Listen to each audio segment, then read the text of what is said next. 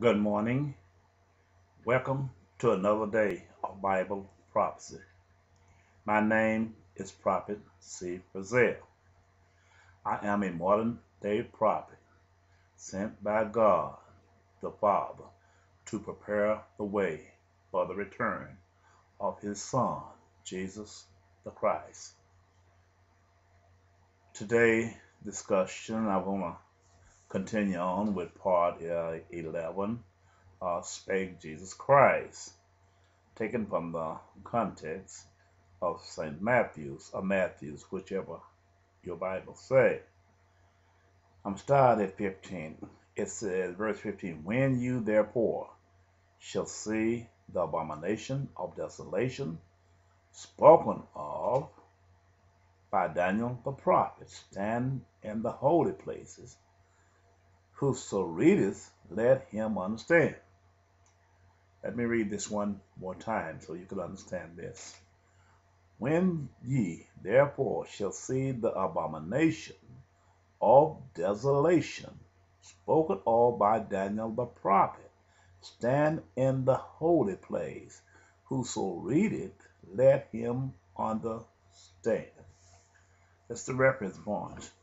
When we see the prophecy of Daniel begin to unfold itself, then we know the time of the return of Jesus at hand. This is some of the criteria Jesus spoke to his disciples when they asked him, how can we know you're coming? And all these. This is one of many. But he referred us back to Daniel as the foundation upon which we must look for these things. However, this was before Jesus had gone to the cross. And when he got to the cross and spoke concerning the revelation, he spoke concerning the matters which was at hand, which he spoke of and from Daniel chapter 1 to Daniel chapter 12. All of these was the exact same replica of what Jesus spoke in Revelation after he had gone back to his Father. These became signals to signify that Jesus did rise from the dead. It was not a repeat something that was written in the Bible, as many men have said. The Bible repeats itself. No, it does not repeat itself. It lets us know that there is a God and that this God has been talking through man throughout Bible prophecy, through his vessels. His vessels are the prophets upon whom he sent. And as one travel through time and speak, and if the one comes out a replica of the other, it the only thing this does, it reminds us, it signifies that God's focus point is upon a specific peoples or nations, nations of peoples. This is God's focus point. When you see one thing at hand and it comes out before the birth of Jesus Christ and upon his return to his Father in heaven, and these similarities are spoken again in another prophecy after Jesus had gone to his Father in heaven, then we know that God's focus point is centered on a specific nation or nations of the world. This is what it says.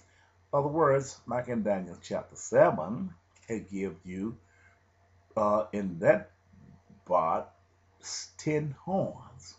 He also gave you a little horn with eyes. These are the focus point of God to let us know God's focus point was on these. These was enemies of God.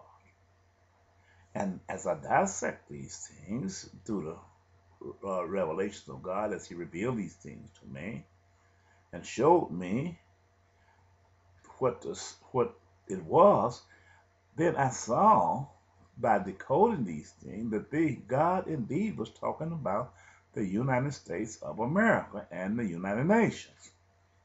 Well, let me kind of refresh memories what I finished on the last discussion I had on previous DVDs. I talked about Alexander the Great, this became the trigger part. This became the white horse, which was spoken of in Revelation chapter 6, and which marched through the breadth of the earth. But when he got to the end, he changed by him slaughtering and making so many kills throughout the history of his conquest. He stained his blood red, and from red it changed pale.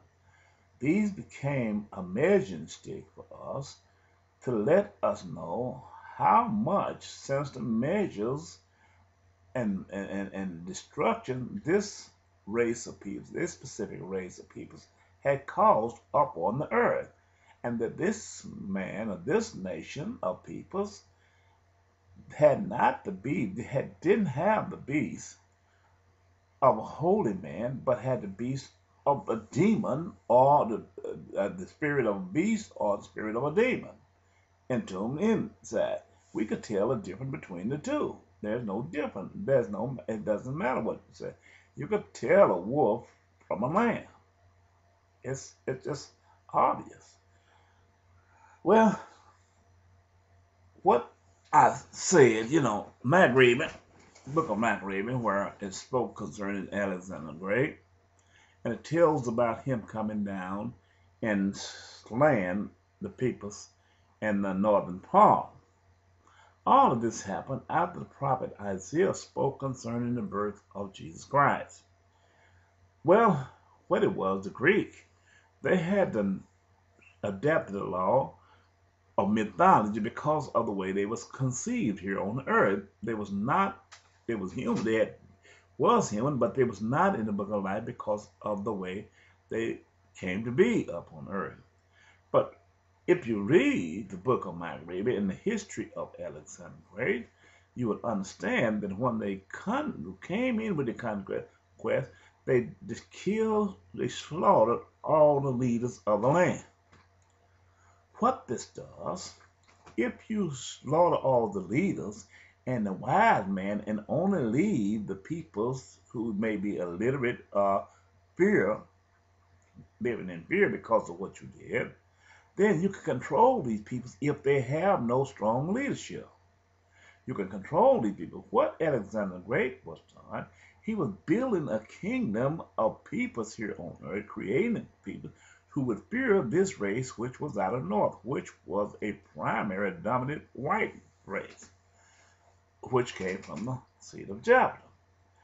He was preparing for the next generation to make sure that the white man have the power over all the richness of the earth throughout the generation and throughout the history of this earth, even though he had no dominion over. God never gave him the dominion. He gave this to the 12 tribes of Israel.